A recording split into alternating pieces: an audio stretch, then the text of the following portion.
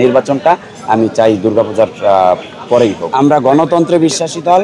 আমরা দেখছি গত 48 ঘন্টা আগে আমাদের যে ক্যাম্পাসে যে উৎসব মুখর পরিবেশ এবং ভোটার এবং প্রার্থীদের আনাগোনা ছিল, সেটা কিন্তু এখন অনেকটাই স্থবির হয়ে গেছে।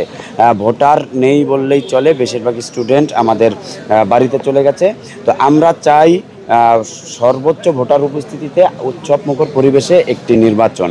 তো এক্ষেত্রে আমাদের যদি নির্বাচন কমিশন পুনরায় বিবেচনা করেন, শিক্ষার্থীদের এবং ভোটারদের উপস্থিতির কথা বিবেচনা করেন, তা সেই ক্ষেত্রে আমি বলবো আপনারা শিক্ষার্থীদের পালস বোঝার চেষ্টা করেন এবং নির্বাচনটা আমি চাই দুর্গাপূজার পরেই হোক।